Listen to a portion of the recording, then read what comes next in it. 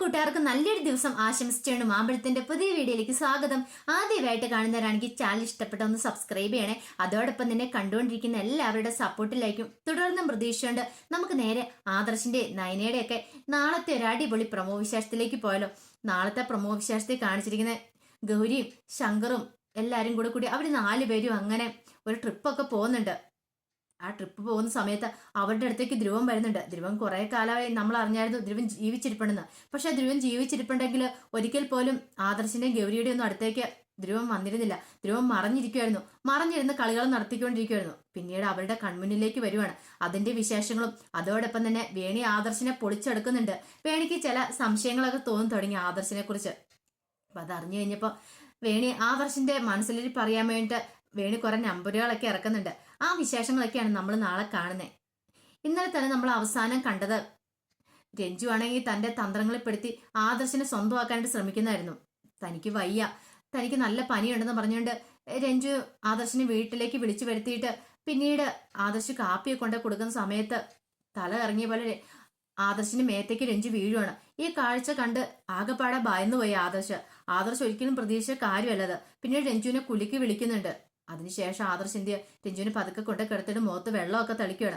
രഞ്ജു എഴുന്നേറ്റ് കഴിഞ്ഞപ്പോൾ നമുക്ക് ഹോസ്പിറ്റലിൽ പോകാന്നൊക്കെ പറഞ്ഞെങ്കിലും രഞ്ജു സമ്മതിച്ചില്ല. പകുതി രഞ്ജുവിന്റെ അടവായിരുന്നു. ശരിക്കും തലാർക്കൊന്നും ഉണ്ടായിട്ടില്ല. ആദർശിന്റെ നെഞ്ചിലേക്ക് പറ്റിച്ചേരാനുള്ള അത് അവളുടെ ഒരു അടവ് മാത്രമായിരുന്നു. ഇനിയിപ്പോ ഒരുപക്ഷെ അവിടെ ഒളിക്യാമറ വല്ലതും വെച്ചിരുന്നൊന്നും പറയാൻ പറ്റില്ല. താന് ആദർശന്റെ നെഞ്ചിലേക്ക് ചേർന്ന് കിടക്കുന്ന ആ ഒരു വീഡിയോ അത് വെച്ച് ഇനി ഇപ്പം ആദർശിനെ ബ്ലാക്ക് മെയിൽ ചെയ്യാനാണ് അവളുടെ ഉദ്ദേശം. അതും നമുക്ക് അറിഞ്ഞുകൂടാ. അതിന്റെ വിശേഷങ്ങളൊക്കെ വരുന്നുള്ളൂ കേട്ടോ.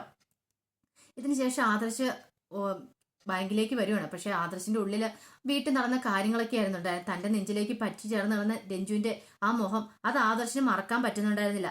ഈ സമയത്ത് തന്നെ വേണിനെ കുറിച്ച് ആലോചിക്കും. വേണ്ട, ഇങ്ങനത്തെ ചിന്തകളൊന്നും വേണ്ട, ഇതൊന്നും ശരിയല്ല. ആദർശ് തന്നെ തിരുത്താനായിട്ട് ശ്രമിക്കുന്നുണ്ട്. അങ്ങനെ ശ്രമിച്ചെങ്കിൽ കൂടി ആദർശിന്റെ ഉള്ളിലേക്ക് രഞ്ജു ഇടയ്ക്കിടയ്ക്ക് ഇങ്ങനെ കടന്നു വന്നുകൊണ്ടിരിക്കുക.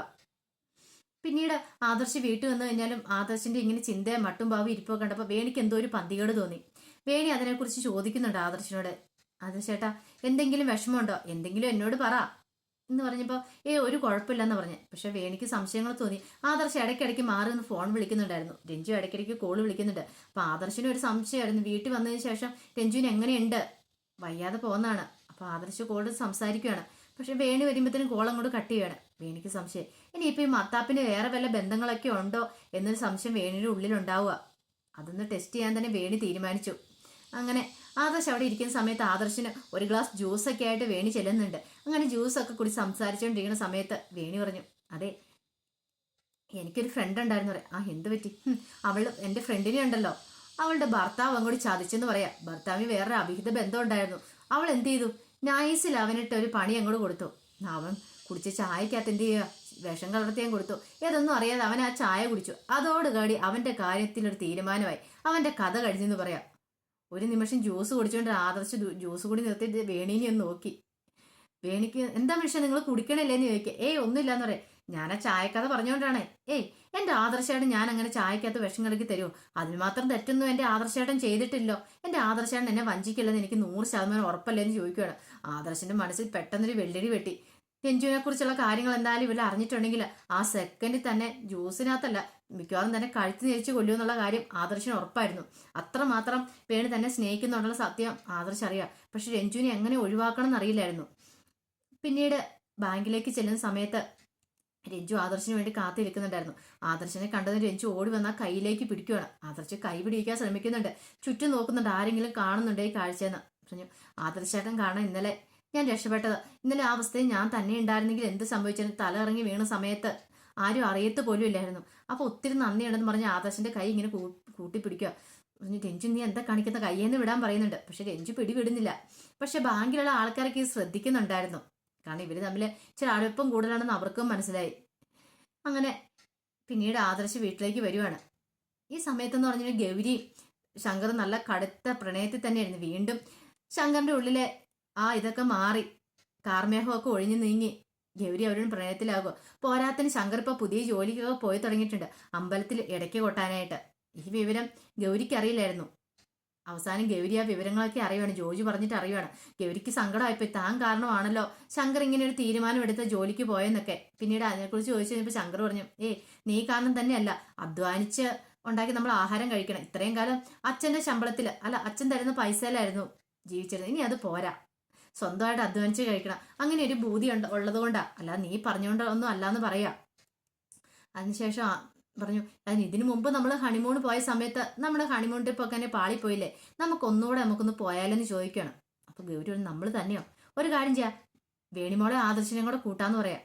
അങ്ങനെയാണ് നമുക്ക് പോയേക്കാന്ന് പറയണം. അങ്ങനെ അവരൊരു ട്രിപ്പ് പോകണം. ആലപ്പുഴയ്ക്ക് ഒരു ട്രിപ്പ് പോകുന്നേ, ഒരു ചെറിയൊരു ട്രിപ്പ് ഒരു പ്ലാൻ ചെയ്യുവാണ്. അപ്പൊ എല്ലാരും കൂടെ കൂടിയിട്ട് വേണിനെ ആദർശിനോട് വിളിച്ചു പറഞ്ഞു. അങ്ങനെ അവരും കൂടെ വരുവാണ്. അവരങ്ങനെ ആ ട്രിപ്പ് അടിച്ചു പൊളിക്കുന്നുണ്ട്. ഈ സമയത്തും ആദർശിന്റെ ഉള്ളിൽ രഞ്ജുവിനെ കുറിച്ചുള്ള ഓർമ്മകളൊക്കെ വരുന്നുണ്ട്. ഇടയ്ക്ക് അവള് കോൾ ചെയ്തോണ്ടിരിക്കുക. അപ്പൊ ഈ വേണി ഉള്ളതുകൊണ്ട് കോൾ എടുക്കാൻ പറ്റില്ല. അപ്പൊ അവൻ കോള് കട്ട് ചെയ്തോണ്ടിരിക്കുക. ആ ഒരു ടെൻഷനായിരുന്നു. പക്ഷെ വേണി എന്ത് ചെയ്യുവാണ്, വേണി ആ ടെൻഷനൊക്കെ മാറ്റിയെടുക്കുന്നുണ്ട് ആദർശിനെ. അങ്ങനെ അവർ ജോളി അടിച്ചുകൊണ്ടിരിക്കുക. ഈ സമയത്ത് അങ്ങോട്ട് ധ്രുവനും ഷാനും അഫ്സലും കൂടെ അങ്ങോട്ട് വരുന്നേ. അപ്പം ശങ്കറിന്റെ പുറകെ തന്നെ ഇവരുണ്ടായിരുന്നു. ശങ്കറും ആദർശമൊക്കെ എങ്ങോട്ടാ പോകുന്ന എപ്പോഴും ഒരു നോട്ടമുണ്ട്. പുറത്ത് അവര് വരുന്നില്ല, പുറത്തിറങ്ങി കളിക്കുന്നില്ലെന്നേ ഉള്ളൂ. എല്ലാ നീക്കങ്ങളും ശങ്കറിന്റെയൊക്കെ അറിയുന്നുണ്ടായിരുന്നു. അങ്ങനെ അവര് ആ ബോട്ടിലുണ്ടായിരുന്ന സമയത്ത് ധ്രുവനും കൂട്ടാളുകളും അങ്ങോട്ട് വരുന്നുണ്ട്. ശങ്കറിനെ ഗൗരിനെ കാണുന്നുണ്ട്. ശങ്കറും ഗൗരി ഇങ്ങനെ കൈയോട് കൈ ചേർത്ത് പിടിച്ചിങ്ങനെ ജാക്കും റോസും കളിച്ചുകൊണ്ട് ഇങ്ങനെ നിൽക്കുമായിരുന്നു. ടൈറ്റാനിക്കിലെ ആ ഒരു സീന് അതുപോലെ ബോട്ടിൽ നിൽക്കുന്ന സമയത്താണ് ധ്രുവനും കൂട്ടാളികളും വരുന്നത്. ധ്രുവൻ ആ കാഴ്ച കണ്ട് ഗൗരി നിൽക്കുന്നത്. ധ്രുവന് അത് സഹിക്കാൻ കഴിഞ്ഞില്ല. ഇനിയിപ്പോൾ കാണാൻ പോകുന്നത് ധ്രുവനും ശങ്കറും തമ്മിൽ ഏറ്റുമുടുന്ന കുറെ രംഗങ്ങളൊക്കെയാണ് നാളെ കാണാൻ പോകുന്നത്. ആ വിശേഷങ്ങളെ നമുക്ക് കാത്തിരിക്കാം. അതോടൊപ്പം തന്നെ ധ്രുവൻ മരിച്ചിട്ടില്ലെന്ന് അറിഞ്ഞു കഴിയുമ്പോൾ തന്നെ ഗൗരിയിൽ ഒരു ഞെട്ടലുണ്ടാവുന്നുണ്ട്. ഇവരാരും ഒരിക്കലും പ്രതീക്ഷിച്ചിരുന്ന കാര്യമല്ല. ഇതിന്റെ പേരിൽ പ്രൊഫസർ ആണെങ്കിലും ഒത്തിരി അധികം വേദനകളൊക്കെ അനുഭവിച്ചു ധ്രുവൻ മരിച്ചെന്ന് അറിഞ്ഞ നിമിഷം മുതൽ. അപ്പൊ ഇനി മരിച്ചിട്ടില്ല, അവൻ ജീവനോടെ ഉണ്ടെന്ന് അറിഞ്ഞു കഴിയുമ്പോഴത്തേനും അതൊരു തീരാ നോവായിട്ട് മാറുവാണ് ഗൗരിക്ക്. ഇനിയിപ്പോൾ ആരുടെയുടെ കല്യാണമൊക്കെ വരാൻ പോകുന്നത്. ആ കല്യാണം മുടക്കാനായിട്ട് ധ്രുവൻ ശ്രമിക്കുമല്ലോ നമുക്ക് കണ്ടറിയാട്ടോ. അതിന്റെ വിശേഷങ്ങൾക്കായി നമുക്ക് കാത്തിരിക്കാം. ഒരിക്കൽ കൂടി എല്ലാവർക്കും നല്ലൊരു ദിവസം ആശംസിച്ചുകൊണ്ട് നിർത്തുന്നു. നന്ദി.